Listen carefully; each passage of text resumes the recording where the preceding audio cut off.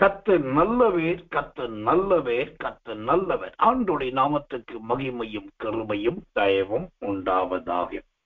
கடந்த திங்கட்கிழமை முதல் ஆண்டுடைய பெரிதான கிருபையினால் தேவனுடைய நடத்துதலின்படி நாம் காலை மாலை மற்ற கூட்டங்களில் கூட கிறிஸ்து பிறப்பை குறித்த பல செய்திகளை கேட்கவும் தியானிக்கவும் தேவன் உதவி செய்தார். கற்றுக்கொள்ளவும் கர்த்தர் நமக்கு அனுக்கிரகம் பாராட்டினார். அதிலே குறிப்பாக ஆவியானவரும் நிறைய காரியங்களை நமக்கு மிகுந்த தயவோடு கூட கற்றுக் கொடுத்தார். அதற்காக தேவனை துதிக்கிறேன், கர்த்தரை ஸ்தோத்திரிக்கிறேன். அந்த வரிசையிலே கர்த்தர் நல்லவன். இந்த கிறிஸ்துமஸ் செய்தியின் கடைசி செய்தியை இன்றைக்கு சொல்லும்படி கர்த்தருக்குள் பிரயாசப்படுகிறேன். இது இந்த 2023 ஆண்டின் இயேசு பிறப்புக்குரிய கிறிஸ்துமஸ் செய்தியின் கடைசி செய்தி. நாளை காலை முதல் வருட இறுதி கூட்டங்கள் தொடர்ந்து நடக்கும். இந்த நாள் தேவ செய்திக்கு ஆதாரமாக பரிசுத்த வேதாகமத்திலிருந்து ஒரு வசனத்தை வாசிக்கிறேன். இயேசுவின் பிறப்புக்கு ஆதாரமாக இந்த வசனத்தை வாசிக்கிறேன். ஏசாயா தீர்க்கதரிசனத்தின் புஸ்தகம் 33 அதிகாரம் 6வது வசனம். ஏசாயா 33:6. பூரண ரட்சிப்பும் ஞானமும் அறிவும் உன் காலங்களுடைய உறுதியாய் இருக்கும். கர்த்தருக்கு பயப்படுதலே அதன் பொக்கிஷம். திரும்ப வாசிக்கிறேன். இயேசுவின் பிறப்புக்கு காரணமான செய்திக்குரிய ஒரு வசனத்தை வாசிக்கிறேன். ஏசாயா 33 அதிகாரம் 6வது வசனம். பூரண ரட்சிப்பும் ஞானமும் அறிவும் உன் காலங்களுடைய உறுதியாய் இருக்கும். கர்த்தருக்கு பயப்படுதலே அதன் பொக்கிஷம். கர்த்தருக்கு மகிமையும் தயவும் கிருபையும் உண்டாவதாக. இந்த ஏசாயா 33 அதிகாரம் 6வது வசனத்தை வாசிக்கும் போது கர்த்தருக்கு பயப்படுதலே அதன் பொக்கிஷம் என்று பார்க்கிறோம். இந்த பொக்கிஷம் என்ற வார்த்தை இந்த இடத்திலே மிக முக்கியமான ஒரு வார்த்தையாய் இருக்கிறது. ஏனென்று சொன்னால் இயேசு கிறிஸ்து பிறந்த போது அவருக்கு பொக்கிஷங்கள் கொண்டு வந்து கொடுக்கப்பட்டதாக வேதத்திலே நாம் வாசிக்கிறோம். இயேசு பிறந்த போது அவருக்கு பொக்கிஷங்கள் கொடுக்கப்பட்டது. என்ன பொக்கிஷம் கொடுக்கப்பட்டது? யார் கொண்டு வந்து கொடுத்தார்கள்? மத்தேயு சுவிசேஷத்தின் புஸ்தகம் 2 அதிகாரம் 11வது வசனம். மத்தேயு 2:11. அவர்கள் அந்த வீட்டுக்குள் பிரவேசித்து பிள்ளையையும் அதன் தாயாகிய மரியாளையும் கண்டு சாஸ்தாகமாய் விழுந்து அதை பணிந்து கொண்டு தங்கள் பொக்கிஷங்களை திறந்து பொன்னையும் தூபவர்க்கத்தையும் வெள்ளை போலத்தையும் அதற்கு காணிக்கையாக வைத்தார். பொக்கிஷத்தை திறந்து. இயேசு பிறந்த போது அவருக்கு பொக்கிஷமே வந்து சேர்ந்ததாக பார்க்கும். அந்த பொக்கிஷத்தின் பெட்டகத்தை திறந்த போது அதற்குள் என்ன இருந்தது? 3 பொருட்கள் இருந்ததாக வேதம் சொல்கிறது. நம்பர் 1 பொன் இருந்தது. நம்பர் 2 தூப வர்க்கம் இருந்தது. நம்பர் 3 வெள்ளை போலம் இருந்தது. இதுல ஒரு ஆச்சரியத்தை நீங்க கவனிக்கணும். இயேசு கிறிஸ்து யூதேயா தேசத்தில் உள்ள பெத்லகேமிலே பாலகனாக பிறந்திருக்கு. பிறந்த போது சாஸ்திரிகள் வருகிறார்கள், வந்து இந்த 3 பொருட்களை கொடுக்கிறார். இப்போ இந்த 3 பொருளுக்கு 2 பெயர் அங்கு கொடுக்கப்படுகிறதை பார்க்கலாம். என்ன 2 பெயர்? அதை கொடுக்கிறதுக்கு முன்னாடி அந்த வசனம் சொல்லுது, அதுக்கு பெயர் பொக்கிஷம் என்று சொல்லப்படுகிறது. ஆனா கொடுத்த பின்பு அந்த பொக்கிஷம் என்னவோ மாறிடுச்சு அப்படின்னாக்கா அது காணிக்கையாக மாறிவிட்டது. வாசிக்கிற திரும்பவும் கொஞ்சம் நல்லா கவனமா கவனிங்க. மத்தேயு 2:11. தங்கள் பொக்கிஷங்களை திறந்து பொன்னையும் தூபவர்க்கத்தையும் வெள்ளை போலத்தையும் அதற்கு காணிக்கையாக வைத்தார். இந்த 3 பொருள், ஒன்று பொன், தூபவர்க்கம், வெள்ளை போலம், இது 3 இயேசுவுக்கு கொடுக்கிறதுக்கு முன்னாடி பொக்கிஷமா இருக்கு. இயேசுவுக்கு கொடுத்த பின்னாடி அது காணிக்கையா மாறி. என்ன ஒரு அற்புதமான மாற்றம் பாரு. கானாவூரிலே தண்ணீர் திராட்சரசமா மாறினத மாறி, மலை பிரசங்கம் வசத்துறோம், வனாந்தர பிரசங்கம் முடிஞ்ச உடனே 5 அப்பம் 2 மீன் 5000 பேருக்கு மாறினது மாறி, இங்கு பொக்கிஷங்கள் சொல்கிறோம். அதாவது வெறும் பொக்கிஷம் அல்ல, பொக்கிஷங்கள் பொக்கிஷங்கள் அப்படியே என்னவாய் மாறிவிட்டது? காணிக்கையாய் மாறிவிட்டது.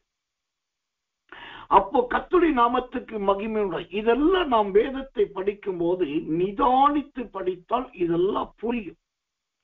கவனமா ஒவ்வொரு வசனமா ஆராய்ந்து படித்தா இதெல்லாம் தெரியும். பலர் என்ன நினைக்கிறாங்க, எஸ்எஸ்கே சாமுவேல் பாஸ்டர் நிறைய புக்கு படிக்கிறாரு, ஒவ்வொரு பிரசங்கத்துக்கு முன்னாடி நிறைய புக்ஸ்ல இருந்து டாபிக் எடுத்துட்டு வர்றாரு, நிறைய கமெண்ட்ரிஸ்ல இருந்து நிறைய நோட்ஸ் எடுத்துட்டு வர்றாரு, நிறைய சொல்றோம் கண்கார்டன்ஸ்ல இருந்து நிறைய வாக்கியங்களை எழுதிட்டு வர்றாருன்னு சொல்லி நிறைய பேர் நினைக்கிறாங்க. ஆனா தேவ சமூகத்துல பரிசுத்தாவிக்கு முன்பா சொல்லணும் அப்படின்னாக்கா, எனக்கு தெரிந்து சமீப காலத்துல நான் டிக்ஷனரியோ சொல்றோம் கமெண்ட்ரிஸோ அல்லது சொல்ற கண்கார்டன்ஸோ வேற தேவையில்லாத புஸ்தகங்களோ இந்த பிரசங்கத்துக்காக நான் பயன்படுத்தி குறைஞ்சபட்சம் எத்தனையோ மாதங்கள் அல்லது குறைந்தது ஒரு வருடமாவது அவைகளை எடுத்து பயன்படுத்தி, ஆனா அது எதையுமே பயன்படுத்தாமல் இந்த வசனங்களை தினந்தோறும் போதிக்க முடிகிறது, அது கற்றுக் கொடுக்க முடிகிறது, பகிர்ந்து கொடுக்க முடிகிறது சொன்னால் அதுக்கு ஒரு காரணம், எல்லாரும் பைபிள் படிக்கிறபடி நான் படிப்பது கிடையாது, படிக்க விரும்புவதும் கிடையாது. எல்லாரும் ஒரு நாளைக்கு 10 அதிகாரம் படிக்கிறார்கள் என்று சொன்னால் நான் ஒரு நாளைக்கு 1 அதிகாரம் படிப்பது ரொம்ப கடினமான காரியம். ஒரே ஒரு அதிகாரம் படிக்கிறது கூட என்னால் கூடாத காரியம்.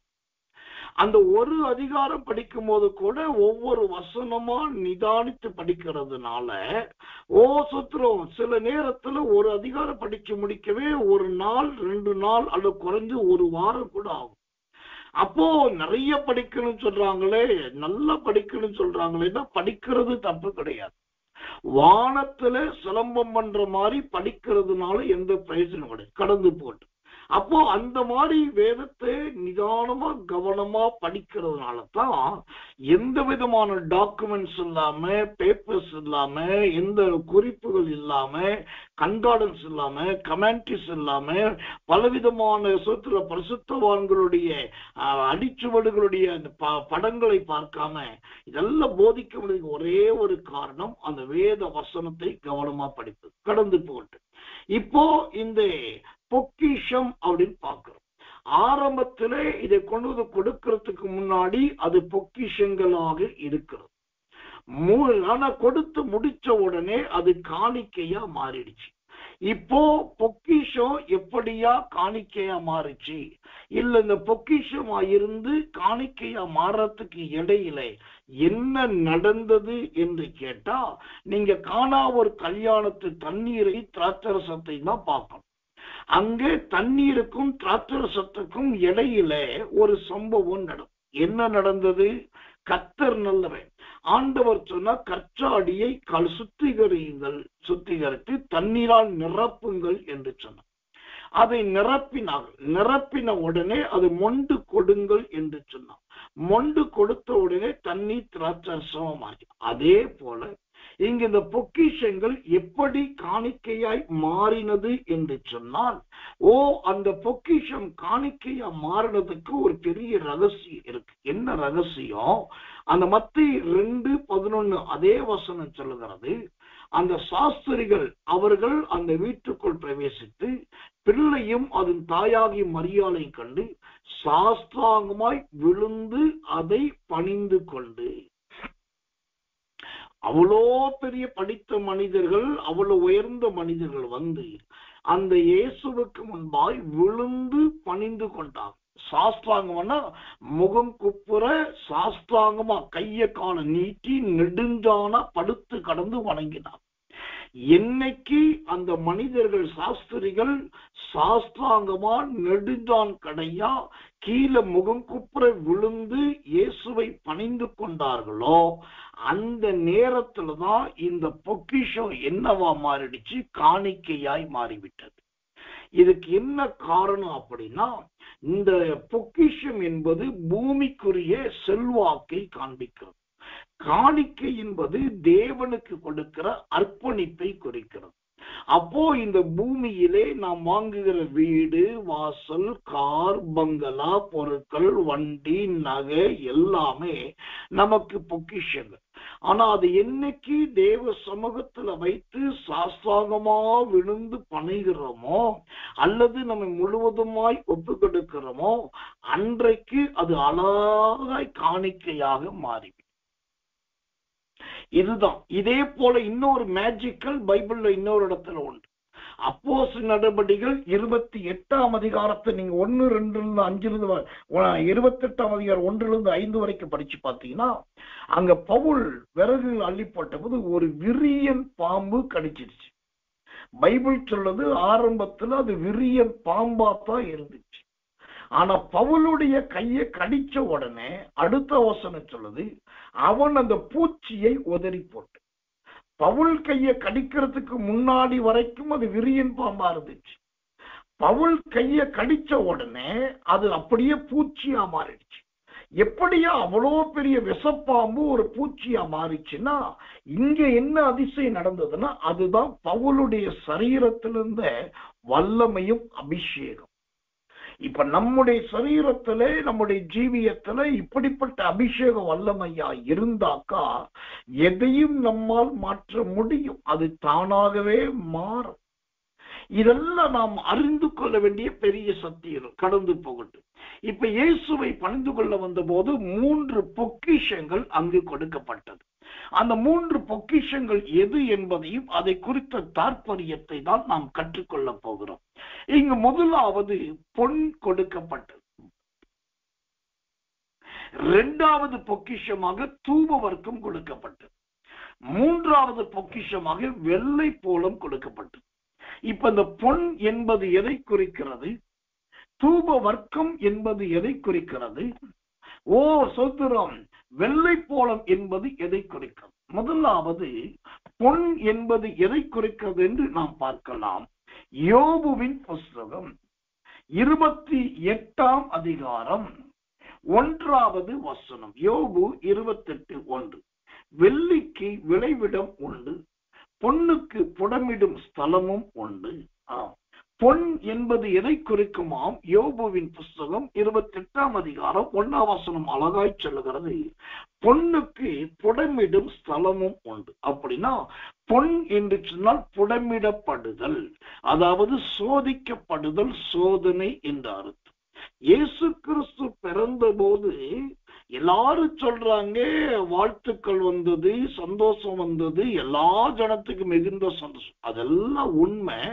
வசனத்தை நான் எதிர்த்து பேச எனக்கு தைரியம் கிடையாது. ஆனா அதே சமயத்துல இயேசு பிறந்த போது அவருக்கு புடமிடுதல் என்கிற சோதனை தான் அங்கு ஆரம்பித்தது.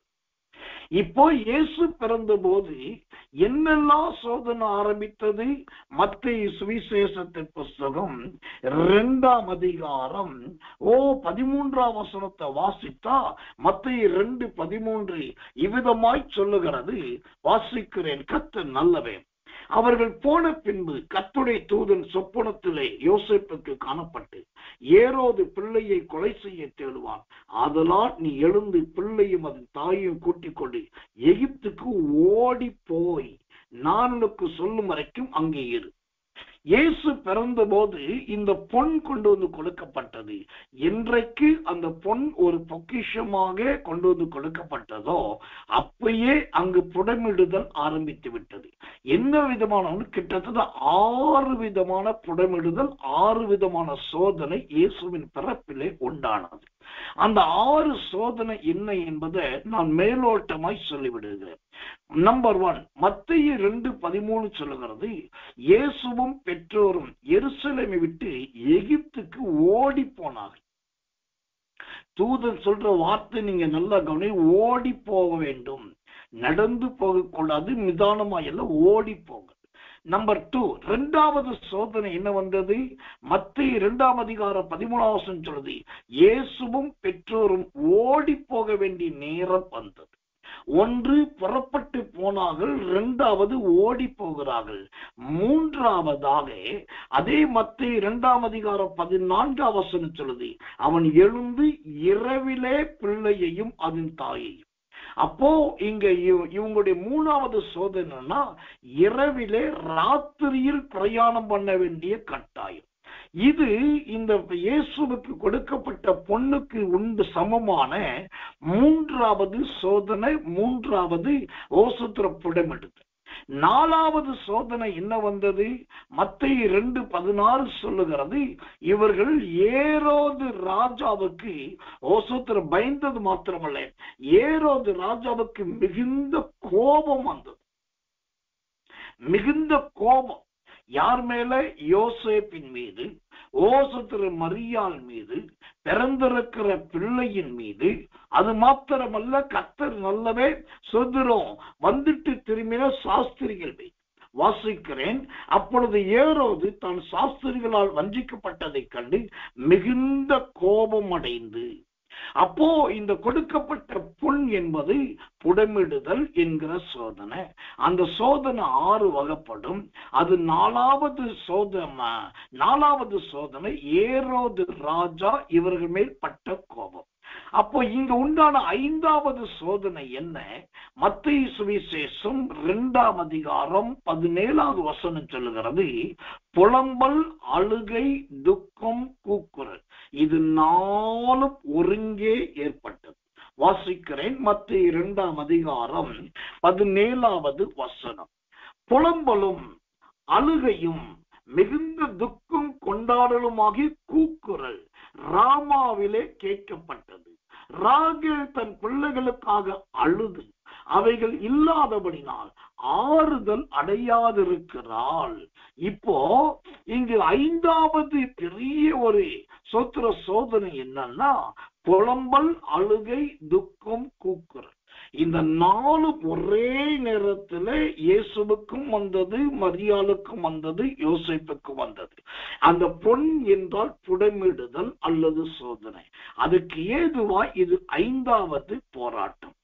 6வது போராட்டம் என்னன்னாக்கா மத்தேயு சுவிசேஷம் 2ஆம் அதிகாரம் 22ஆம் வசனம் சொல்லுகிறது, அவர்கள் அர்க்கெலேயு ராஜாவுக்கு மிகவும் பயந்தார், ரொம்ப பயந்தார்கள். இப்போ எனக்கன்பான தெய்வ பிள்ளைகளை, இது எதை காண்பிக்கிறது? இயேசு பிறந்த போது எல்லாருக்கும் தெரிந்தது என்ன? காபிரியல் தூதன் வந்தான், மரியாளுக்கு கிருபை கொடுத்தான், யோசேப்பினிடத்தில் போனான், யோசேப்பு தள்ளிவிட பார்த்தான், திரும்பவும் ஏற்றுக்கொண்டான்.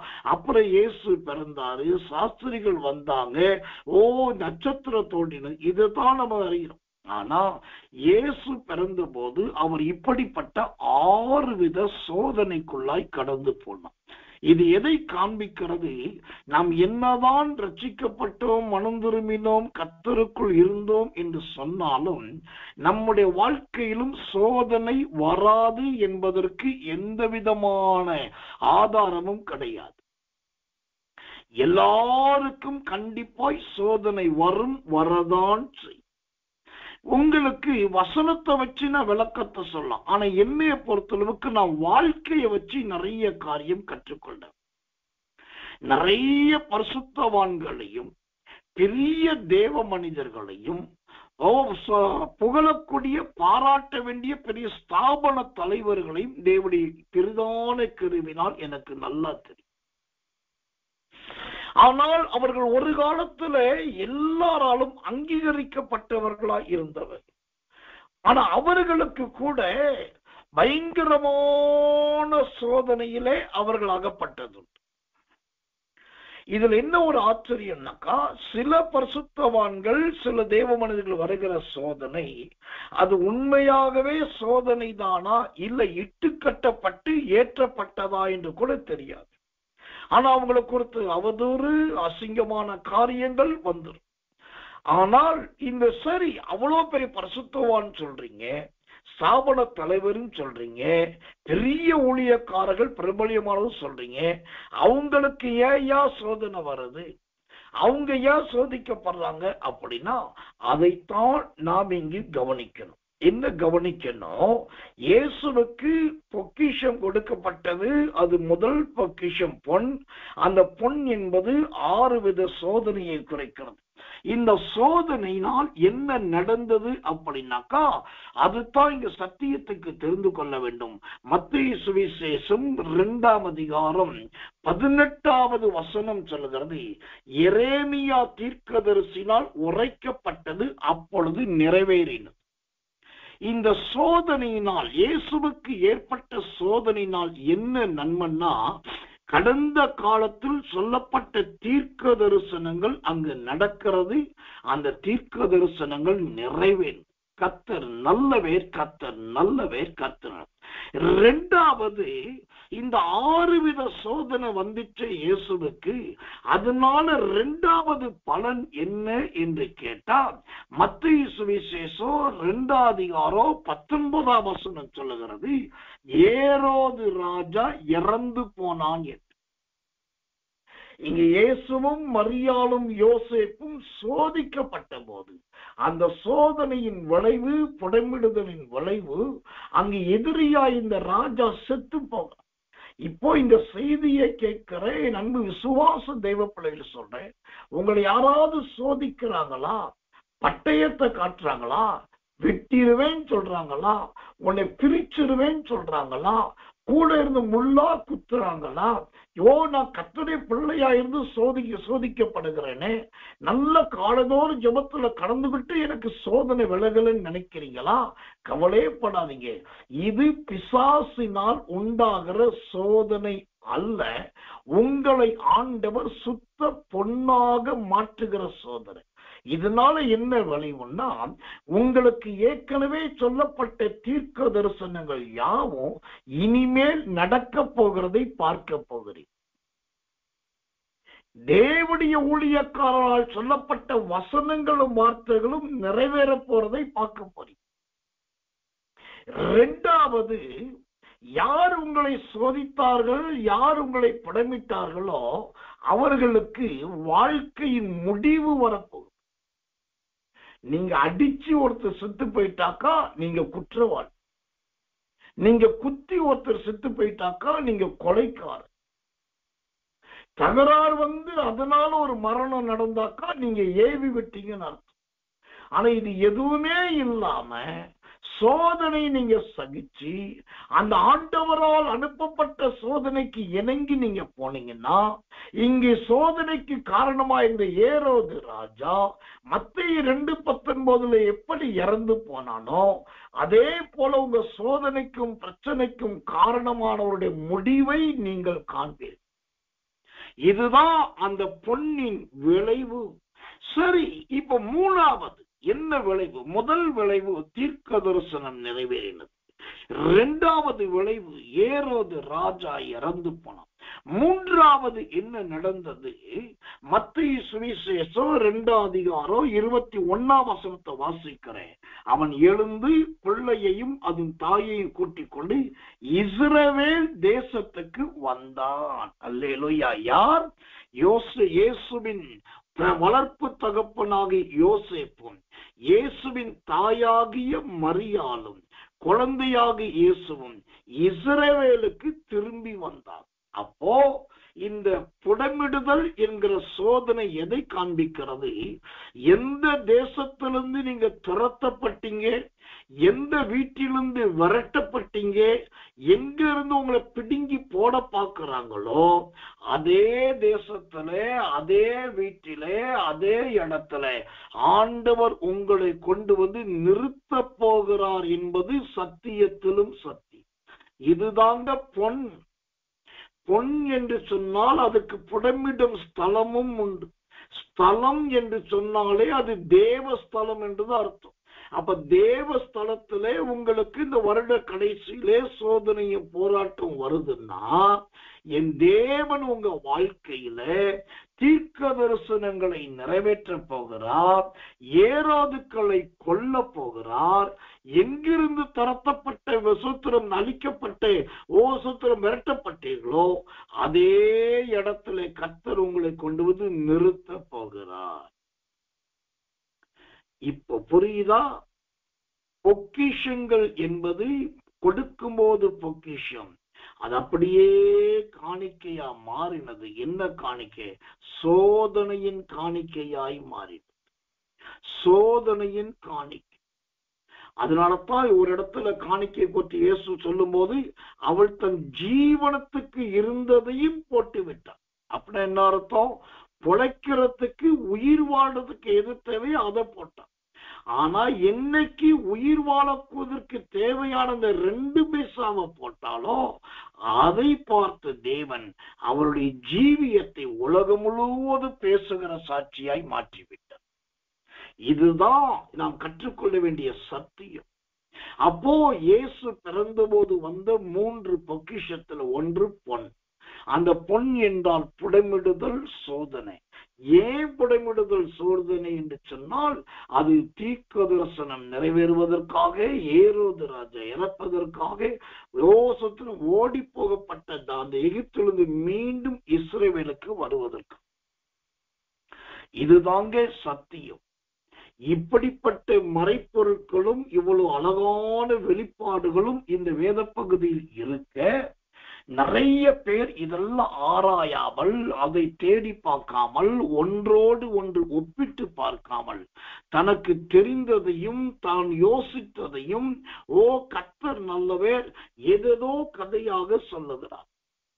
இப்போ இந்த இரவுக்கு ஜெபம், இந்த கிறிஸ்துமஸ் விசேஷித்த மாலை ஆராதனைக்கு நான் ஆயத்தமாகிக் கொண்டது. கொஞ்ச நேரத்துக்கு முன்னாடி ஒரு போதகர் எனக்கு போன் பண்ணார். அவர் போன் பண்ணி ஒரு வார்த்தை கேட்டார். பாஸ்டர், முன்னணை என்றால் என்ன? முன்னணை என்பது எதை குறிக்கிறது? நான் உடனே தப்புன்னு சொன்ன. பைபிள் 5 விதமான முன்னணை இருக்கு. 5 விதமான முன்னணை என்பது தேவனுடைய 5 நாமங்களை குறிக்குது. 2வது அந்த 5 முன்னணை தேவனுடைய 5 ஊழியங்களை குறித்து வரிசை அடுக்க ஆரம்பிச்சு. அவரு அப்படி பிரமிச்சு போயிட்டு பாஸ்டர் அதெல்லாம் கேட்கல. முன்னணை என்றால் ஒரு மீனிங் மட்டும் சொல்லுங்க. அப்ப நான் வரலாற்றிலும் சில சம்பவத்தை சொல்லி இதுதான் முன்னணை. அப்ப அவர் உடனே சொன்ன, இல்ல என் நான் இன்னைக்கு காலையில பிரசங்கம் பண்ணேன். கூட்டம் முடிஞ்ச உடனே ஒரு விசுவாசி வந்தாரு. நீங்க சொன்னது முன்னணை கிடையாது, அர்த்தம் அது கிடையாது. முன்னணை என்றால் இயேசு கிறிஸ்துவை போடப்பட்டிருந்த இடத்துக்கு முன்னாடி இருந்த இடத்துக்கு பேர் தான் முன்னணை அப்படின்னு சொன்னாரு. எனக்கே டவுட் ஆயிடுச்சு. அதனாலதான் உங்கள்கிட்ட கேட்கிறேன். ஏன் இதை சொல்றேன்னா, நிறைய பேர் ஜீவியத்துல இப்படிதான் அடிப்படை ஆதாரம் சரியான விளக்கம் வியாக்கியானம் அறியாமல் மனதில் தோன்றினதையும் இருதயத்தில் வந்ததையும் நாம் பேசுகிறோம். அது சத்தியம் அல்ல. நான் எப்போதும் சொல்லிக் கொடுப்பதை போல நாம் பேசுகிற வசனத்துக்கு ஓமை வசனமாகத்தான் இருக்க வேண்டும். வசனத்துக்கு வசனத்தை ஒப்பிட வேண்டும். ஆக மொத்தம் இந்த பொன் என்பது புடமிடப்படுதல் சோதனை. ஆனா அந்த சோதனைக்கு பின்னாக அது சுத்த பொன்னாக மாறிவிட்டது. அது கொடுக்கும் போது பொக்கிஷம், ஆனா காணிக்கையா மாறின போது அது அருமையான பொன் நிறைந்த ஒரு காணிக்கையாய் மாறிவிட்டது. கர்த்தர் நல்லவே, கர்த்தர் நல்லவே, கர்த்தர் நல்லவே. ஆண்டவருடைய நாமத்துக்கு மகிமையும் கிருபையும் தயவும் உண்டாவதாக. 2வதாக இந்த சாஸ்திரிகள் கொண்டு வந்து கொடுத்த பொக்கிஷங்களில் காணப்பட்ட 2வது பொக்கிஷம் என்ன அப்படின்னா, மத்தேயு சுவிசேஷம் 2ஆம் அதிகாரம் 11வது வசனம் சொல்லுது. அவர்கள் தூப வர்க்கத்தை அங்கு காணிக்கையாக கொடுத்தார்கள். தூப வர்க்கத்தை பொக்கிஷமாக கொண்டு வந்தார்கள். சரி, இப்ப இந்த தூப வர்க்கம் என்றால் என்ன? தூப வர்க்கம் என்பது எதை குறிக்கிறதா இருக்கிறது? ஏசாயா தீர்க்க தரிசனத்தின் புஸ்தகம் 60ஆம் அதிகாரம் 6வது வசனம். ஏசாயா 60:6 வாசிக்கிறேன். ஜெபத்தோடு கவனிங்கள். ஒட்டகங்களின் ஏராளமும் மீதியான் ஏப்பாத் தேசங்களின் வேகமான ஒட்டகங்களும் உன்னை மூடும். சேபாவில் உள்ளவர்கள் யாவரும் பொன்னையும் தூப வர்க்கத்தையும் கொண்டு வந்து கர்த்தரின் துதிகளை பிரசித்தப்படுத்துவார்கள். அல்லேலூயா. இப்போ இயேசுவுக்கு கொண்டு வந்து கொடுக்கப்பட்ட பொக்கிஷங்கள்ல இரண்டாவது பொக்கிஷம் தூப வர்க்கம். இந்த தூப வர்க்கம் எதை குறிக்கிறது? கர்த்தரை துதித்து பிரசித்தப்படுத்துதலை குறிக்கிறது. அந்த ஏசாயா 60ஆம் அதிகாரம் 6ஆம் வசனத்தின் பிற்பகுதியை திரும்பவும் வாசிக்கிறேன். தூப வர்க்கத்தையும் கொண்டு வந்து கர்த்தரின் துதிகளை பிரசித்தப்படுத்துவார்கள். ஆமென். தூப வர்க்கம் என்று சொன்னால், ஓ கர்த்தர் நல்லவன், அதுக்கு என்னென்னமோ வார்த்தைகள் விளக்கங்கள்லாம் சொல்லப்படுது. ஆனா பைபிள் என்ன சொல்லுது? தூப வர்க்கம் என்று சொன்னால் கர்த்தரை துதித்து பிரஸ்தாபப்படுத்துதல். சரி, அப்படின்னாக்கா இந்த இயேசு பிறந்த போது அவருக்கு எப்படிப்பட்ட துதி கொடுக்கப்பட்டதுன்னா 6 விதமான துதி பிறந்த இயேசுவுக்கு கொடுக்கப்பட்டது. இயேசு பிறந்த நாட்களிலேயே பிறந்த இடத்திலே 6 விதமான துதி அவருக்கு உண்டானது. அந்த 6 விதமான துதி என்னென்ன துதி? நம்பர் 1, லூக்கா சுவிசேஷம் 2ஆம் அதிகாரம் 13வது வசனத்தை வாசித்தால் அங்கு பரம சேனையின் திரள் தேவனை துதித்தது என்று பார்க்கிறோம்.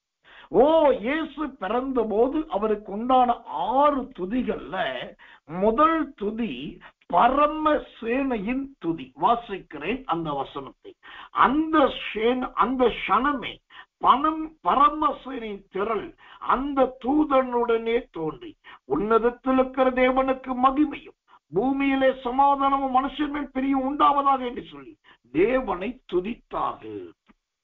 இப்போ முதல் துதி பரமசேனை மூலமாய் வந்தது.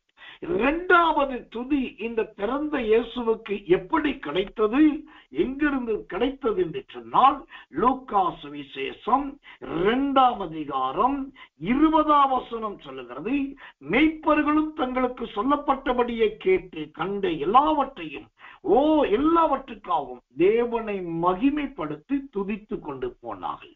இப்ப இயேசு பிறந்த போது அவருக்கு கிடைத்த இரண்டாவது துதி யார் மூலம் என்று சொன்னால், இந்த மேய்ப்பர்கள் மூலமாய் இரண்டாவது துதி கிடைத்தது. அதுதான் தூப வர்க்கம். மூன்றாவது துதி இந்த இயேசுவுக்கு எங்கிருந்து கிடைத்தது, யார் மூலம் கிடைத்தது என்று சொன்னால், லூக்கா சுவிசேஷம் 2ஆம் அதிகாரம் 25 மற்றும் 28வது வசனங்களை வாசிக்கிறேன். 25, 28. அப்பொழுது சிமியோன் என்னும் பேர் கொண்ட ஒரு மனுஷன் எருசலேமில் இருந்தான். அவன் நீதியும் தேவ பக்தி உள்ளவனாயும் இஸ்ரவேலின் ஆறுதல் வர காத்திருக்கிறவனாயும் இருந்தான். அவன் மேல் பரிசுத்த ஆவி இருந்தார். வாசிக்கிற 28 வசனம். அவன் அவரை தன் கைகளில் ஏந்தி கொண்டு தேவனை ஸ்தோத்தரித்து. ஆமென். இப்ப இயேசு பிறந்த போது அவருக்கு கிடைத்த 6 துதியில மூன்றாவது துதி சிமியோன் என்னும் அருமையான ஒரு தேவ மனுஷன் மூலமாக கிடைத்தது. சரி, இந்த இயேசு பிறந்த போது கிடைத்த 6 துதியில 4வது துதி யார் செலுத்தினார்கள் என்றால், லூக்கா சுவிசேஷம் 2ஆம் அதிகாரம் 36 மற்றும் 38வது வசனத்தை வாசித்து பார்த்தா, அன்னாள் என்னும் தீர்க்கதரிசி இயேசுவை துதித்து பாடினாள் என்று பார்க்கிறோம். 38ஆம் வசனத்தை வாசிக்கிறேன். அவளும் அந்நேரத்தில் வந்து நின்று கர்த்தரை புகழ்ந்து எருசலேமில மீட்புண்டாக காத்திருந்த யாவருக்கும் அவரை குறித்து பேசினார். அல்லேலூயா. அப்போ இயேசு பிறந்த போது அவருக்கு கிடைத்த 4வது துதி 84 வயது மிஞ்சின ஒரு அருமையான தாயார் மூலமாக 4வது துதி கிடைத்தது. 5வது துதி இந்த இயேசுவுக்கு எங்கிருந்து கிடைத்தது என்று சொன்னா, லூக்கா சுவிசேஷத்தின் புஸ்தகம் 1ஆம் அதிகாரம் 46வது வசனத்தை வாசிக்கிறேன். அப்பொழுது மரியாள், என் ஆத்துமா கர்த்தரை மகிமைப்படுத்துகிறது. அல்லேலூயா. இயேசுவை பெற்ற சொந்த தாயாகிய மரியாள் மூலமாகவே இந்த இயேசுவுக்கு அற்புதமான துதி கிடைத்தது. ஆறாவது துதி அங்கிருந்து கிடைச்சதுன்னா மத்தேயு சுவிசேஷம் 2ஆம் அதிகாரம் 11ஆம் வசனம் சொல்லுகிறது, சாஸ்திரிகள் முகங்குப்புற சாஸ்திராங்கமாய் விழுந்து அவரை பணிந்து கொண்டார்கள். இப்ப கவனிக்கணும், இந்த இயேசுவுக்கு கொடுக்கப்பட்ட 3 பொக்கிஷங்கள்ல 2வது பொக்கிஷம் என்பது அழகான தூப வர்க்கம். இந்த தூப வர்க்கம் என்பது ஏசாயா 60:6 படி அது அழகான கர்த்தரை துதித்து பிரசித்தப்படுத்துதல். அப்படி பார்த்தால் இயேசு பிறந்த போது 6 விதமான துதி அவருக்கு செலுத்தப்பட்டிருக்கிறது. கர்த்தர் நல்லவர். இப்போ இந்த நேரத்தில் ஒரு பொறுப்புள்ள அல்லது கருத்துள்ள ஒரு கேள்வியை கேட்கிறேன். நீங்கள் மனசாட்சியின்படி பதில் சொல்ல வேண்டும். அந்த பொறுப்புள்ள கருத்துள்ள கேள்வி என்னன்னா, இன்னைக்கு கிறிஸ்து பிறப்பின் நாள். மேரி கிறிஸ்துமஸ் என்று சொல்லுகிறோம், சோத்திரம் கிறிஸ்துமஸ் என்று சொல்லுகிறோம். நல்லது, நீங்க கண்டிப்பா கொண்டாடி இருப்பீங்க. ஆனா நான் கேட்கிற கேள்வி என்ன, இன்னைக்கு இந்த இயேசுவுக்கு நீங்க எந்த அளவுக்கு துதித்தீர்கள்? இத பைபிள் புதிய பாட்டு சொல்ற மாதிரி 6 முறை கர்த்தரை துதித்திருப்பீங்களா? அல்லது குறைஞ்சபட்சம் தொடர்ந்து ஒரு 15 நிமிஷமாவது துதிச்சிருப்பீங்களா? நம்ம ஊழியத்திலேயே ஒரு வெக்கமான காரியத்தை பார்க்க வேண்டியிருக்கு. என்ன வெக்கமான காரியம்னா, வர மாமியா கழுத போல ஆனாலும் அது மாதிரி இப்போ ஸ்தோத்திரம் பண்ண சொன்னா வாயை திறக்கிறது கிடையாது, துதிக்க சொன்னா நாக்கு நீட்டுறது கிடையாது, ஆராதிங்க சொன்னா மூச்சு வர்றது கிடையாது. கப்சிப் காராவடன் சொல்லி அழுத்தம் திருத்தமா இருக்காங்க. இதுக்கு என்னையா வசனம் இருக்குன்னு கேட்டாக்கா, நான் என்றும் அசைக்கப்படுவதில்லைன்ற மாதிரி வந்த உடனே மொபைல் ஆன் பண்ணிட்டு உட்காந்துட்டு சைலண்டா இருந்துடும். அவங்க பாட்டுக்கு பாடட்டும், அவங்க பாட்டுக்கு வரவேற்பு கொடுக்கட்டும், அவங்க பாட்டுக்கு ஸ்தோத்தரிக்கட்டும், அவங்க பாட்டுக்கு அறிவிப்பு சொல்லட்டும், அவங்க பாட்டுக்கு செய்தி கொடுக்கட்டும். காதுல விழுகிறத கேட்டுக்கும், நம்ம ஒண்ணுமே பண்ண வேண்டும். நல்லா கவனிக்கணும், இது நீங்கள் தேவனை மகிமைப்படுத்துவது கிடையாது, தேவனுடைய சமூகத்தை உதாசீனப்படுத்துவது. ஒரு அன்பான ஆலோசனை சொல்றேன், சமயம் வாய்த்தாலும் வாய்க்காவிட்டாலும் சுவிசேஷத்தை ஜாக்கிரதையாய் பிரசங்கம் பண்ணு ஆண்டவர் சொன்னார். சமயம் வாய்த்தாலும் வாய்க்காவிட்டாலும் எப்படி சுவிசேஷத்தை ஜாக்கிரதையா பிரசங்கம் பண்ணணுமோ, அதே போல நமக்கு சமயம் கிடைக்கிறப்பெல்லாம் தேவனை துதிக்கிறதுக்கு மறக்க கூடாது. இப்ப இயேசு பிறந்த போது 6 வித துதி கொடுக்கப்பட்டதுன்னு சொன்னேன். அந்த துதித்த 6 பேரையும் பாருங்க, வேலை இல்லாத ஆட்களா. முதலாவது பரமசேனை, இவங்களுக்கு வேலையே பரலோகத்தை மகிமைப்படுத்துறது, ஆனா அதை விட்டுட்டு வந்து இயேசுவை துதித்தாங்க. 2வது மேய்ப்பர்கள் தேவனை துதித்தார்கள். இவங்க சொத்திரம் அங்கு இங்கு பட்ட பகல்ல உச்சி வெயிலையும் ராத்திரில பனியிலையும் யாக்கோபு சொன்னதை போல பகலில் வெயிலும் இரவில் பனியும் என்னை பட்சித்தது மாதிரி அப்படி பட்சிப்புக்கு மத்தியில வேலை செய்யறவங்க மேய்ப்பர்கள். அவர்கள் அதை விட்டுட்டு வந்து கர்த்தரை துதித்தார்கள். 3வது பார்த்தா சிமியோன், அவர் நல்ல வயது முதிர்ந்த மனுஷன், அவர் வீட்டில இருந்திருக்கலாம், ஆனா ஏவுதலின்படி வந்து இயேசுவை தூக்கி கையில வச்சுட்டு துதிக்கிறார். 4வது அன்னாள் என்கிற 84 வயது முழு பாட்டி. அந்த பாட்டி ஏதோ ஒரு பாட்டு பாடுறதை விட்டுட்டு பைபிள் சொல்லுது, அங்க வந்து எல்லாத்தையும் ஓடி ஓடி போய் புகழ்ந்து பாடினாங்களாம். இவங்கெல்லாம் வேலை இல்லாத ஆட்கள். 5வது துதி எங்க இருந்து வந்தது? மரியாள். தான் வயிற்றுல பிள்ளை இருக்கும் போதே அவர்தான் இயேசு இங்க உறுதிப்படுத்திக் கொண்டு துதிக்க ஆரம்பிச்சு. 6வது துதி சாஸ்திரிகள், இவங்க நாடு விட்டு நாடு வந்து துதித்தாங்க. இவங்கெல்லாம் துதிக்க முடியுது ஐயா, இன்னைக்கு நடக்கிற இடத்துல துதிக்க முடியல, உட்கார்ந்துகிட்டு துதிக்க முடியல. இருட்டோட ஜபத்துக்கு வந்துட்டு ஸ்தோத்திரம் பண்ணுங்கன்னா ஸ்தோத்திரம் பண்ண முடியல, அறகுற தூக்கம். அல்லது இரவுக்கு ஒரு ஜபத்துல வந்துனாக்க கரெக்டா எப்போ செய்தி ஆரம்பிக்கிறாரு, கொஞ்சம் செய்தி ஓடினதுக்கு அப்புறம் உள்ள போலான்னு சொல்லிட்டு கத்த வந்த மௌன சுவாமிகளா வந்து தேவ வார்த்தை கேட்டு போறோம். நல்லா கவனிக்கணும். நம்ம ஒவ்வொருத்தர் ஜீவியத்திலையும் ஆண்டவர் ஒரு தூப வர்க்கத்தை வைத்திருக்கிறார். அந்த தூப வர்க்கம் என்பதே கர்த்தரை துதித்து பிரஸ்தாபப்படுத்துவது. திரும்பவும் சொல்றேன், சமயம் கிடைத்தாலும் கிடைக்காவிட்டாலும் கர்த்தரை துதியுங்கள். எல்லா நேரத்திலும் கர்த்தரை துதியுங்கள். நல்ல கர்த்தரை துதியுங்கள்.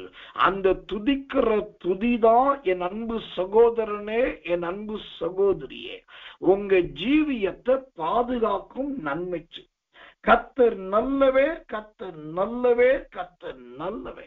இப்போ 6 விதமான துதி இந்த தூப வர்க்கத்துக்கு அடையாளமா கொடுக்கப்பட்டதுன்னு சொன்னேன். சரி, இப்படி துதிச்சதுனால என்ன நடந்தது, என்ன பிரதிபலன் கேட்டாக்கா, இந்த மெய்ப்பர்கள் சிமியோன், அன்னாள் இவர்களுடைய வாஞ்சையெல்லாம் நிறைவேறிச்சு. இவங்களோட மன விருப்பம் இயேசுவை பார்க்கணும் என்ற விருப்பம், அவங்க கண்கள் இயேசுவை கண்டது. இயேசுவை குறித்து சொல்லணும் என்கிற வாஞ்சியின்படி எல்லாரும் சொல்ல ஆரம்பித்தார். இவருடைய மன விருப்பம் எல்லாம் நிறைவேறு. துதியின் பெரிய ரகசியமே அதுதாங்க. நல்லா துதிக்கும் போது, நல்லா ஸ்தோத்தரிக்கும் போது நம்முடைய மன விருப்பம் எதுவோ அதை அப்படியே கர்த்தர் நிறைவேற்றும், தவறாமல் நிறைவேற்றும். இன்னைக்கு நான் சொல்றேன், நீங்க நல்ல கர்த்தரை துதிக்கிறதுல மட்டும் சோம்பலுக்கு இடம் கொடுக்காதீங்க. பக்கத்துல படுத்திருக்கிறவங்களுக்கு டிஸ்டர்பா இருக்குமே, அவங்க பாப்பாங்களே, சத்தமா ஸ்தோத்திரம் பண்ணி இவங்க ஏதாவது சொல்லுவாங்களே, உங்களுக்கு நீங்களே சாக்கு போக்கு சொல்லி துதியின் நேரத்தை கெடுக்காதீர்கள். தைரியமாய் துதியுங்கள், விடுதலையோடு துதியுங்கள், நன்றாய் துதியுங்கள். அந்த துதி உங்க வாழ்க்கையில மகிமையான காரியத்தை செய்யும். இப்போ இந்த தூப வர்க்கம் என்று சொன்னால் கர்த்தரை துதித்து பிரசித்தப்படுத்துதல் என்று சொன்னேன். இப்ப அதற்கு ஆதாரமா இயேசுவுக்கு கிடைத்த 6 துதியை சொன்னேன். அந்த துதித்த 6 நபர்களை சொன்னேன். இப்ப இந்த துதித்த 6 பேர் எங்க இருந்து துதித்தார்கள், அந்த சத்தியத்தை முதலாவது நீங்க தெரிஞ்சுக்கணும். இந்த 6 பேர் எங்க இருந்து துதித்தார்கள்? முதலாவது பரமசேனை. அவங்களுக்கு தரையில பூமியில இடம் கிடைக்கல, வானத்துலதான் இடம் கிடைச்சது. வானத்துல அங்க இருந்து அவ்வளவு உயரத்திலிருந்தே கர்த்தரை துதித்தார்கள். 2வது மெய்ப்பர்கள். இவர்களுக்கு சாலமோன் மண்டபமோ வேற எதுவுமே கிடைக்கல, வெட்ட வெளி வயல்வெளி தான் கிடைச்சது. அங்க இருந்து கர்த்தரை துதித்தார்கள். 3வது சிமியோன். அவன் அப்பதான் எருசலேமின் ஆலயத்துக்கு உள்ள வர ஆலயத்துல வச்சு துதிக்கிறான். 4வது அன்னாள். அவள் எப்பயுமே கர்த்தர் சமூகத்துல, தேவ சமூகத்தில் இருக்கிறவர்கள். தேவ சமூகத்திலிருந்து அன்னாள் அவர்கள் துதித்தார்கள். 4வதாக கர்த்தர். 5வதாக மரியாள், எலிசபெத்துடைய வீட்டில இருந்துட்டு துதிக்கிறார். 6வது சாஸ்திரிகள். முன்னணை, அதாவது மிருகங்களுக்கு தண்ணீர் வார்த்து வைக்கிற தொட்டி தான் முன்னணை. அந்த முன்னணையில் கிடக்கிற இயேசுவுக்கு சாஸ்திராகமா வழுது. இப்போ இவங்க எல்லாம் துதிக்கிறதுக்கு, நான் ஆராதனைக்கு போனாதான் துதிப்பேன், கூட்டத்துக்கு போனாதான் துதிப்பேன், சர்ச்சில் இருந்தாதான் துதிப்பேன் இல்ல. அவங்களுக்கு எந்த இடம் கிடைச்சதோ அந்த இடத்துல இருந்து கர்த்தரை துதித்தார். இதுதான் இங்க கற்றுக்கொள்ள வேண்டிய பெரிய ரகசியம். சமய கற்றல் இருக்கீங்களா, அங்க இருந்துகிட்டே துதிக்கலாம். வண்டியில போயிட்டு இருக்கீங்களா, போய்கிட்டே துதிக்கலாம். மலைக்கு ஒன்றீங்களா, ஒன்றின இடத்துல துதிக்கலாம். ராத்திரி படுக்கிற இடம் இருக்கா, அங்கிருந்து துதிக்கலாம். வேற வாய்ப்பே இல்லை பாஸ்டர், பாத்ரூம்ல தான் இருக்கிறேன், துதிக்கலாமா? ஐயோ அது பாவம் இல்லையா? நக்க கிடையவே கிடையாது. அங்க இருந்து கர்த்தரை துதிக்கலாம். ஆக மொத்தம் இந்த தூப வர்க்கம் என்பது கர்த்தரை துதித்து பிரஸ்தாபப்படுத்துதல். இயேசு பிறப்பின் நாட்கள 6 விதமான துதி அவருக்கு கொடுக்கப்பட்டது. இதுக்கு முன்னாடி இந்த மைனூட் சப்ஜெக்ட் நீங்க இந்த அளவுக்கு கேட்டிருக்கீங்களா, படிச்சிருக்கீங்களா எனக்கு தெரியல. எனக்கு ஒரு சந்தோஷம், இவ்வளவு பெரிய ரகசியங்களை உங்களுக்கு ஆண்டவர் கற்றுக் கொடுக்கிறார், ஆவியானவர் சொல்லிக் கொடுக்கிறார்னா உங்களை துதியின் பாத்திரங்களாய் கர்த்தர் மாற்ற விரும்புகிறார். அதுதான் கர்த்தருடைய வாஞ்சையும் விருப்பமாயிருக்கு. கர்த்தர் நல்லவர், கர்த்தர் நல்லவர், கர்த்தர் நல்லவர். ஆண்டவருடைய நாமத்துக்கு மகிமை உண்டாவதாக. மூன்றாவது பொக்கிஷம். முதல் பொக்கிஷத்தை பார்த்தோம், அது பொன் என்று பார்த்தோம், அது புடமிடுதல் சோதனை. 6 விதமான சோதனை இயேசுவுக்கு உண்டானது. இரண்டாவது பொக்கிஷம் தூப வர்க்கம் என்று பார்த்தோம், அது கர்த்தரை துதித்து பிரஸ்தாபப்படுத்துதல். இயேசுவுக்கு 6 விதமான துதி அங்கு கிடைத்தது என்று பார்க்கிறோம். கர்த்தர் நலன். மூன்றாவது பொக்கிஷம் என்ன?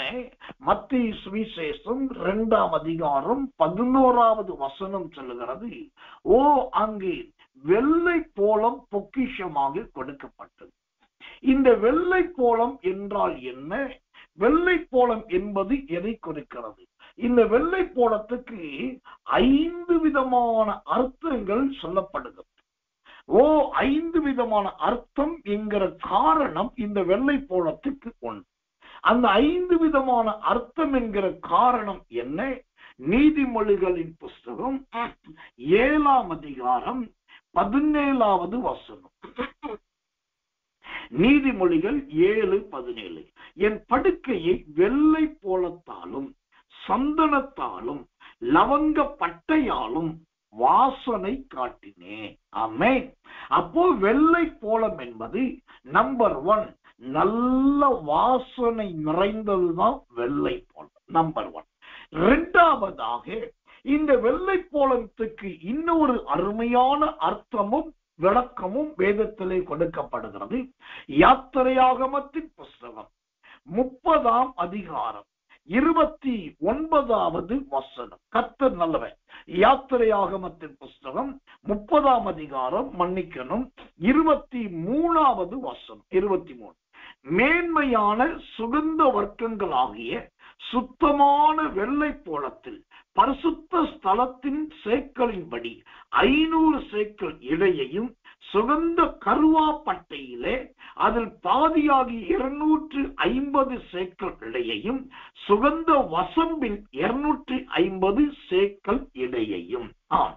இந்த சூத்திர வெள்ளை போலத்துக்கு மூன்றாவது அர்த்தம் என்ன சொல்லப்படுகிறது? இரண்டாவது அர்த்தம் என்ன சொல்லப்படுகிறது?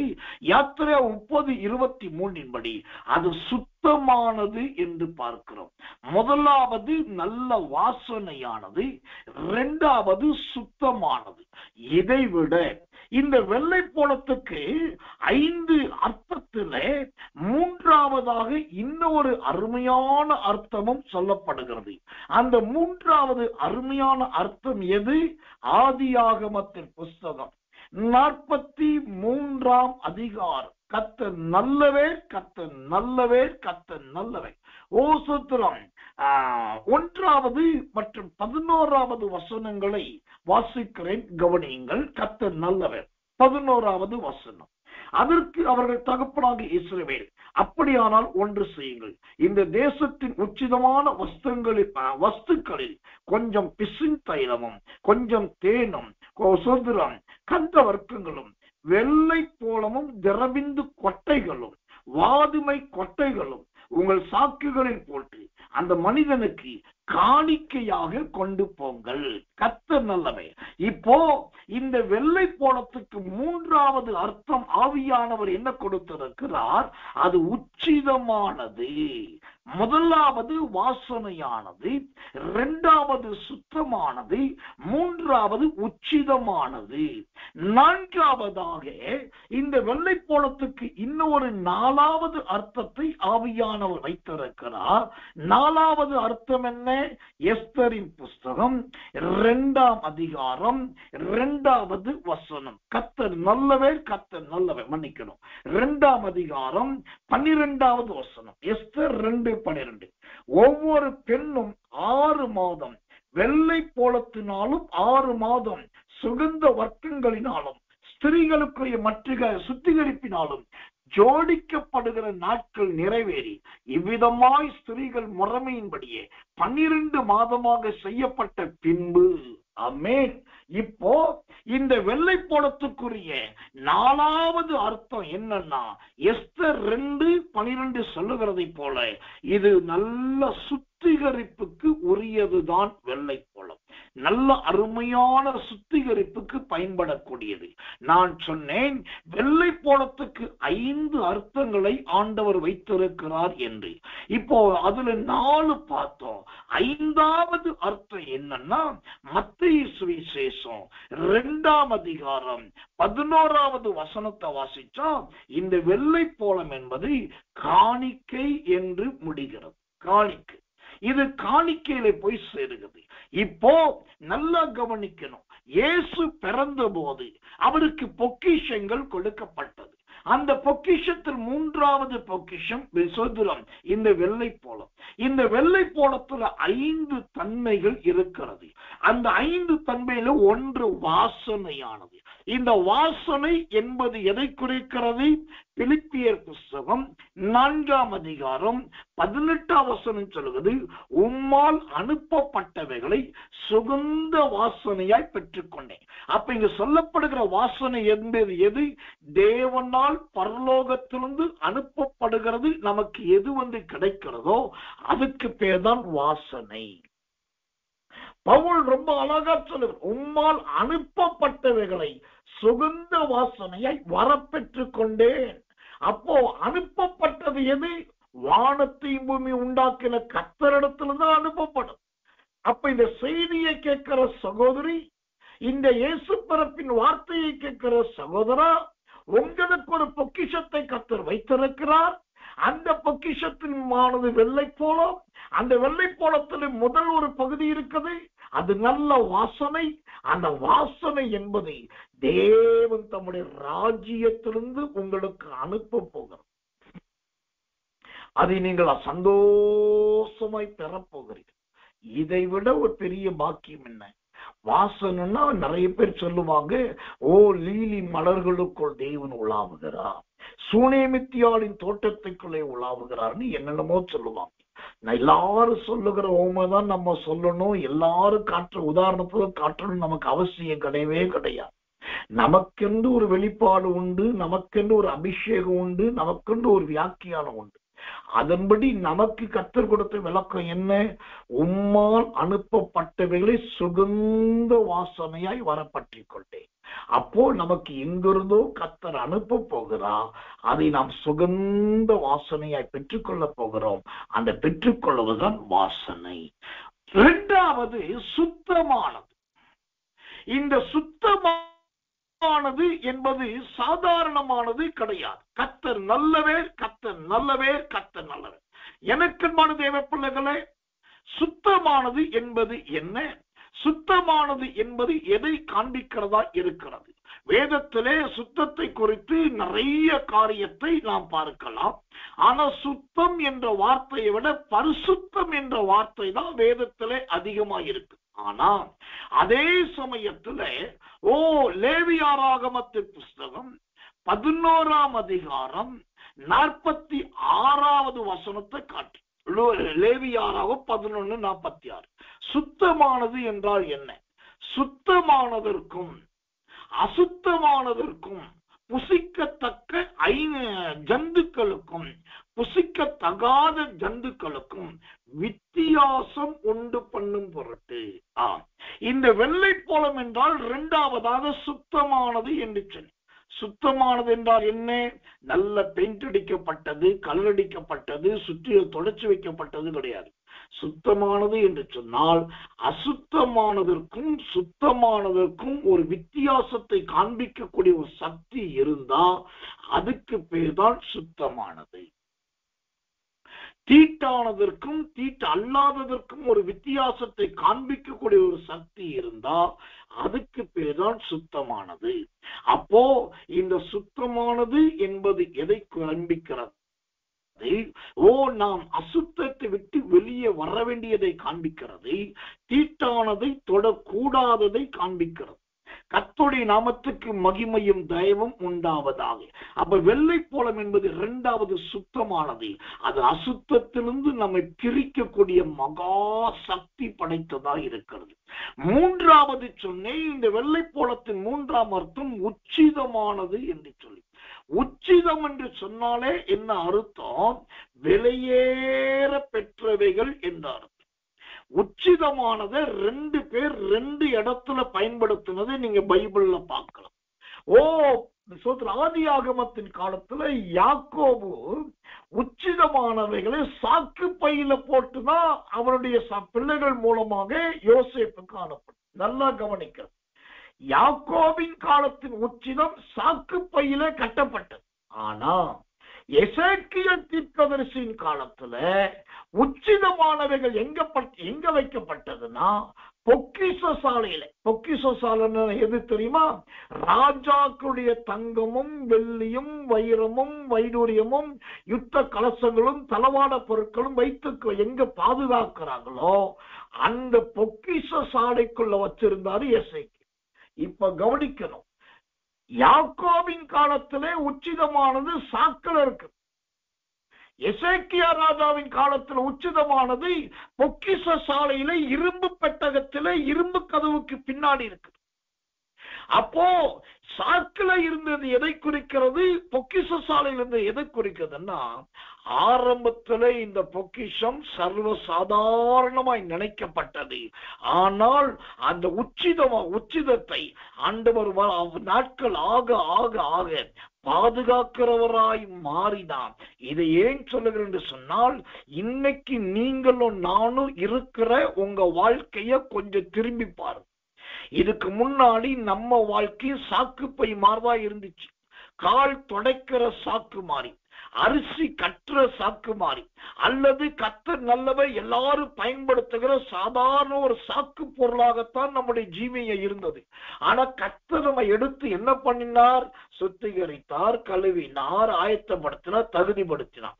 இப்ப நல்ல பொக்கிஷம் இருக்கிற இடத்துல வச்சிருக்கார். பொக்கிஷம் என்பது எது? ஆண்டவர் நமக்கு கொடுத்திருக்கிற நல்ல அருமையான ஊழியம், தேவன் நமக்கு கொடுத்திருக்கிற அற்புதமான ஆலயம், ஆவியானவர் அசைவாடுகிற தேவ பிரசன்னம். அந்த ஆலயமும் அந்த ஊழியமும் தான் இந்த காலத்துல நமக்கு கிடைத்த உச்சிதமானது. அங்க போகும்போதுதான் உச்சிதமான கோதுமையினால் போஷிக்கப்படும். சங்கீதத்தின் புஸ்தகம் 81ஆம் அதிகாரம் 16ஆம் வசனம் சொல்வது, அவருடைய உச்சிதமான கோதுமையினால் போஷிப்பார். ஆமென். அப்போ இந்த வெள்ளை போலம் மூன்றாவது உச்சிதம். அந்த உச்சிதம் என்பது தாழ்மையிலிருந்து மேன்மைக்கு உயர்த்தப்படுவதை காண்பிக்கிறது. அதுதான் அந்த மேன்மை. கர்த்தருடைய ஊழியக்காரனாகி நான் சொல்லுகிறேன், இந்த வருஷம் முழுவதும் சாக்குப்பை போல தாழ்த்தப்பட்டவர்களாக இருந்திருக்கலாம்.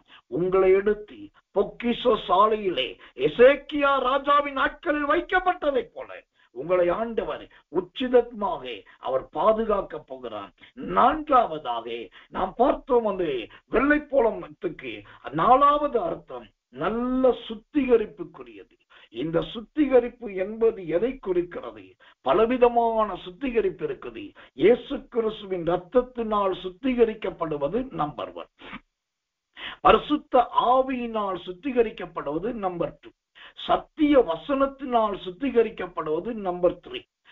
பாவங்களை அறிக்கையிட்டு சுத்திகரிக்கப்படுவது நம்பர் 4. சோதரம் தேவனுடைய கிருபையினால் சுத்திகரிக்கப்படுவது நம்பர் 5. எல்லாவற்றை விட உலகத்தின் கரைகளுக்கு விலகி நம்மை காத்து கொள்வது அதைவிட ஒரு சுத்திகரிப்பு. இப்படி பிரதான சுத்திகரிப்பை 5 வித சுத்திகரிப்பு உண்டு. இந்த 5 சுத்திகரிப்பில இந்த கடைசி காலத்துல நம்ம சுத்திகரிக்க ஆண்டவர் பயன்படுத்துகிற ஒரு எக்யூப்மெண்ட், ஒரு எந்திரம் எதுன்னா இந்த சத்திய வசனம் தான். இன்னைக்கு வசனத்தை வச்சுதான் நிறைய பேரை எச்சரிக்கிறார், நிறைய பேரோடு பேசுகிறார், நிறைய பேரை உணர்த்துகிறார், நிறைய பேருடைய ஆவிகளை நிதானித்து பார்க்க வைக்கிறார். இன்னைக்கு இந்த வசனம் கொடுக்கிற சுத்திகரிப்பை போல வேறு சுத்திகரிப்பு அதிகமா இல்லை. அந்த அளவுக்கு வசனம் பிரசித்தமாயிற்று. அப்போ வெள்ளை போலம் என்பது நல்ல சுத்திகரிப்புக்குரியது. அந்த சுத்திகரிப்பு என்பது வசனத்தினால் உண்டாகிற அருமையான சுத்திகரிப்பு.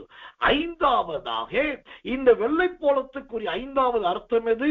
மத்தேயு 2:11 சொல்லுகிறபடி அது காணிக்கையை குறிக்கிறது. இந்த காணிக்கையிலே பலவிதமான காணிக்கைகள் உண்டு. நீங்க எரேமியாவின் காலத்தை பார்த்தீங்கன்னா காணிக்கைகளை பூமியில தோண்டி அதுக்கு கீழே புதைச்சு வச்சிருந்தாங்கன்னு பார்க்கிறோம். காணிக்கைகளை பூமிக்கு கீழே புதைத்து வைத்திருந்தார்கள் என்று பைபிள் சொல்லுது. தேவனுடைய நாமத்துக்கு மகிமையும் கிருபையும் தயவும் உண்டாவதாக. எனக்கன்பான தேவ பிள்ளைகளே, அப்ப அந்த அளவுக்கு காணிக்கை ரொம்ப கவனமாய் பார்க்கப்பட்டது. தேவனுடைய நாமத்துக்கு மகிமை உண்டாவதாக. எனக்கன்பானவர்களே, அப்ப எரேமியாவின் நாட்களிலே பூமியின் கீழ் அந்த காணிக்கை, அதாவது கோதுமையையும் மற்ற தேனையும் புதைத்து வைத்திருந்தார்கள் என்று பார்க்கிறோம். அப்போ இந்த காணிக்கை என்பது புதைத்து வைப்பது எதை குறிக்கிறது? ரொம்ப பாதுகாப்பானது என்றார். ஒரு காலத்திலே தமிழக கிறிஸ்தவ உலகத்திலே வட்டாரத்திலே இந்த கர்த்தருக்குன்னு ஒரு காணிக்கையை ஒதுக்குனா அதை யாரும் எடுக்க மாட்டாங்க, தொட மாட்டாங்க. அது ஆண்டவருக்குரியது, ஆலயத்துக்குரியது, ஊழியத்துக்கு.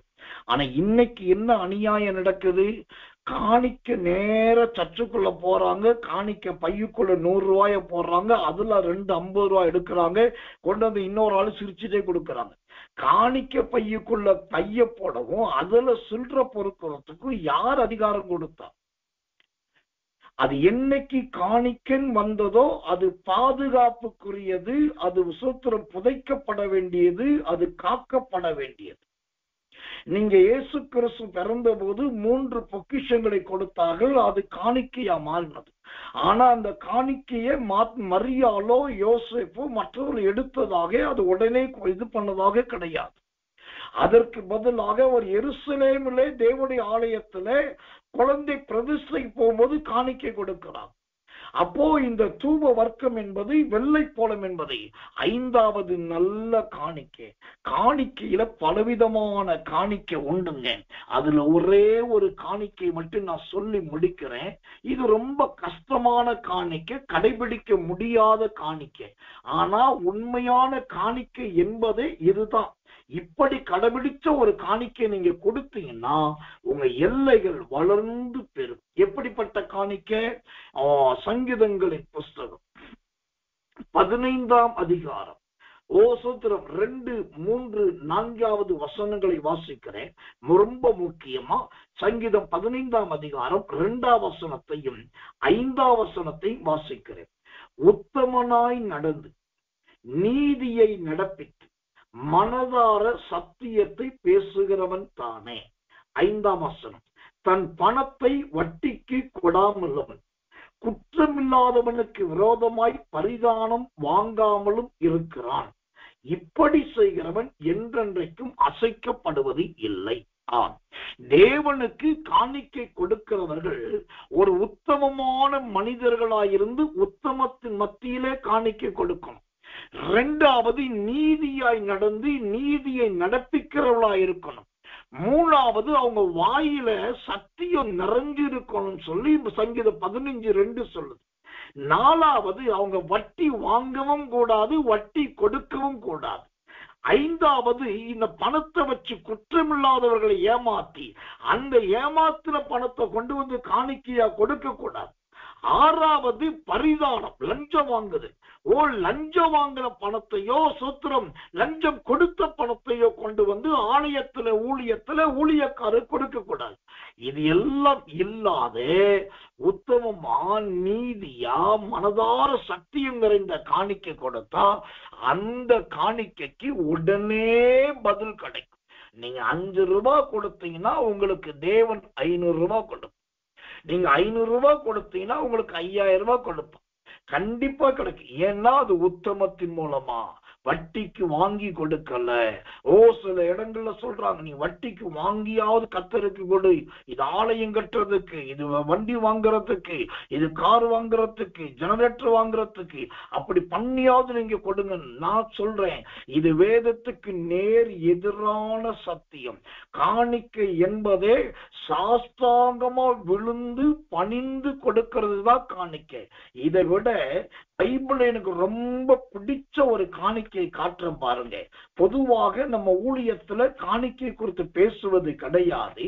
இன்னைக்கு நான் பேசுகிற சத்தியம் நீங்க காணிக்கை கொடுக்கணும் என்பதற்காக பேசல, காணிக்கை குறித்த சத்தியத்தை தெரியணும் என்பதற்காக பேசிக் கொண்டிருக்கிறேன். அப்போஸ்தலர் நடபடிகளின் புஸ்தகம் 4ஆம் அதிகாரம். கர்த்தர் நல்லவர், கர்த்தர் நல்லவர், கர்த்தர் நல்லவர். 34, 35 வசனங்களை வாசிக்கிறோம். நிலங்களையும் வீடுகளையும் உடையவர்கள் அவைகளை விற்கப்பட்டவர்களின் கிரயத்தை கொண்டு வந்து அப்போஸ்தலருடைய பாதத்தில் வைத்தார்கள். பாதத்திலே வைத்தார். இப்ப கவனிங்க, ஒருத்தர் வீட்டை விற்கிறான், ஒருத்தர் நிலத்தை விற்கிறான். வித்துட்டு அந்த பணத்தை அப்படியே கொண்டு வந்து அப்போஸ்தலருடைய ஊழியக்காரோட கையில கொடுக்கல, கால்ல கொண்டு வைக்கலாம். கால்ல வச்சுட்டு இவங்க நெடுஞ்சானா சாஸ்திரமா விழுந்து சொல்றாங்க, ஐயா கர்த்தருக்கு காணிக்க கொண்டு வந்திருக்க ஐயா, என் வீட்டை வித்த முழு பணத்தை கொண்டு வந்திருக்க ஐயா, என் காணியாட்சி நிலத்தை வித்த ஐயா முழு பணத்தை கொண்டு வந்திருக்கேன், இது தயவு செய்து காணிக்கையா எடுத்துக்கொள்ளும். இதுதான் ஒரு காலத்துல வேதத்தின்படி கொடுக்கப்பட்ட காணிக்கை. அப்படி கொடுத்ததுனால்தான் அப்போஸ்தலர் கால ஊழியம் மகா மகிமையா இருந்தது. எனக்கன்பான தேவ பிள்ளைகளே, இப்போ விசுவாசிகள் மட்டும் கொண்டு வந்து ஊழியக்காரனுடைய பாதத்துல வச்சாங்கன்னு கிடையாது. ஒரு ஊழியக்காரனே கொண்டு வந்து இன்னொரு ஊழியக்கார காலில் வைக்கிறத பாருங்க. அப்போஸ்தலர் 4:36 சொல்லுது, பர்னபா என்கிறவன் தனக்கு உண்டாயிருந்த நிலத்தை விட்டு அதன் கிரயத்தை கொண்டு வந்து அப்போஸ்தலருடைய பாதத்தில் வைத்தான். அப்ப இதுதாங்க காணிக்கை. இப்படிதான் இந்த வேதம் கற்றுக் கொடுக்குது. வெள்ளை போலம் என்பது 5வது காணிக்கை. அந்த காணிக்கை என்பது உத்தமமானதா இருக்க வேண்டும், நீதிக்குரியதா இருக்கணும், வட்டி வாங்கதா இருக்கணும், மற்றொரு சொந்த பரிதானத்துக்குரிய காணிக்கையா இருக்க கூடாது. காணிக்கை கொடுக்கும் போதே தாழ்மையான இருதயத்தோடும் தாழ்ந்த சிந்தையோடும் எந்த எதிர்பார்ப்பும் இல்லாமல் கொடுப்பதற்கு பேர்தான் காணிக்கை. இது நீங்க செய்றீங்களா, நீங்க யோக்கியமா உங்க வாழ்க்கையில் இருக்கான்னு கேட்டா, தேவனுடைய அபிஷேகத்தை முன்னிட்டு வெளிப்படையா நான் சொல்லுவேன், எந்த பிரதிபலனும் எதிர்பார்க்காமல் தான் நம்முடைய ஊழியத்துல செய்து கொண்டு இருக்கிறோம், இனி செய்ய போகிறோம். காரணம், எனக்கு எப்பயும் நான் சொல்ற மாதிரி இப்பயும் சொல்றேன், எனக்கு ஒரே ஒரு நம்பிக்கை, என்னை நடத்துகிறவர் கர்த்தர், நம்மை நடத்துகிறவர் கர்த்தர். அப்ப உங்க ஜீவியமும் இப்படிப்பட்ட சத்தியத்தின்படியான ஜீவியம் மாட்டும். முடிக்கிறேன். இப்போ 3 இயேசு கிறிஸ்து பிறந்த போது 3 பொக்கிஷங்கள். நம்பர் 1 பொன், அது புடமிடுது. நம்பர் 2 யோசுத்திரம், தூப வர்க்கம், அது தேவனை துதித்து பிரஸ்தாபப்படுத்தல். நம்பர் 3 நல்ல வெள்ளை போலம், அது தேவனுடைய சுத்திரம் உருவாக்கப்படுதல், 5 விதத்தில் உருவாக்கப்படுதல். இந்த அருமையான சத்தியத்தின்படி உங்களுடைய ஜீவியத்தை, நம்முடைய வாழ்க்கையை தேவனாகிய கர்த்தர் உருவாக்கி இந்த வருட கடைசி நாட்களிலே அவருக்கு உகந்த ஒரு வெள்ளை போலமா மாற்றட்டும். ஆரம்பத்துல பொன் என்கிற தங்கமாய் மின்னின அந்த பொக்கிஷம் 2வது தூப வர்க்கமா அப்படியே பொடி பொடியா போச்சு. பொன் என்பது தங்கம், தூப வர்க்கம் என்பது பொடி பொடி தூள். அப்படி தூள் ஆன உடனே 3வது என்ன ஆயிடுச்சு, வெள்ளை போலம், நல்ல பளிச்சுன்னு ஆயிடுச்சு. அப்போ ஆரம்பத்துல நம்ம ஐஸ்வர்யவான்கள் செல்வந்தர்களா இருப்போம். இரண்டாவது கர்த்தருக்குள் வந்த உடனே அவர் அப்படியே நம்ம வெள்ளை சொல்றோம் தூப வர்க்கத்தை போல நொறுக்கி தூளாக்கிடுவார். அப்படி நொறுக்கி தூளாக்கப்பட்ட உடனே மூணாவது எப்படி வெள்ளை போல அழகான வெண்மையாய் பிரகாசிக்கிறவர்களா மாறி விடுவோம். இந்த மூன்று அருமையான காணிக்கை தான் இது இயேசுவுக்கு கொடுக்கப்பட்டது. இது அவருடைய ஜீவியத்தில் அப்படியே நிறைவேறினது. நம்முடைய வாழ்க்கையிலும் ஆண்டோர் பொக்கிஷங்களை கொடுப்பாராக. நாம் அதை பெற்று அவருக்கு காணிக்கையாய் கொடுப்போமாக. சொல்லி முடிக்கிறேன். அவர் நமக்கு கொடுக்க போவது பொக்கிஷம், நாம் அவருக்கு கொடுக்க போவது காணிக்கை. அவரிடத்தில் வருவது பொக்கிஷம், நம்மிடத்திலிருந்து போவது காணிக்கை. இந்த பொக்கிஷமும் காணிக்கையும் சேர்ந்துதான் அங்கே இயேசுவுக்கு கொடுக்கப்பட்டது. நம்முடைய ஜீவியமும் அப்படியே மாறுவதாக. கண்களை மூடி ஒப்பு கொடுத்து எல்லாரும் கர்த்தரை ஸ்தோத்திரம் பண்ணுவோம். இயேசுவின் நாமத்தினாலே ஜெபிப்போம்.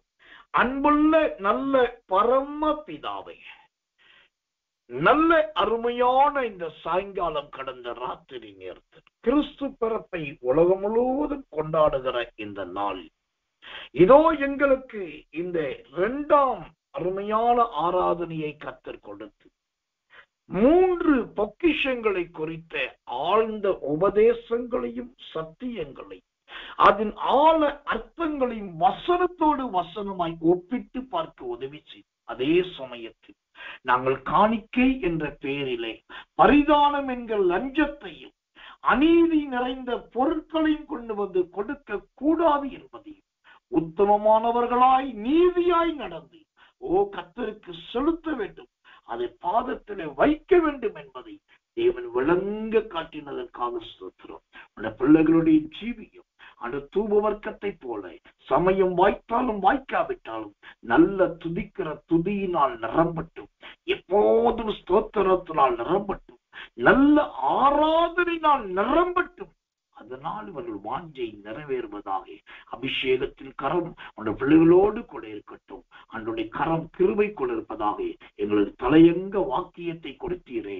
ஏசாயா 33ஆம் அதிகாரம் 6வது வசனம் சொல்லுவதை போல பூரண ரட்சிப்பும் ஞானமும் அறிவும் அதன் பொக்கிஷம், பூரண ரட்சிப்பும் ஞானமும் அறிவும் அதன் பொக்கிஷம் என்ற வார்த்தையின்படி இன்றைக்கு இந்த கூட்டத்தில் கலந்து கொண்ட பிள்ளைகளுக்குள் பூரண ரட்சிப்பு உண்டாகட்டும், தேவ ஞானம் உண்டாகட்டும், அருமையான அறிவு உண்டாகட்டும்.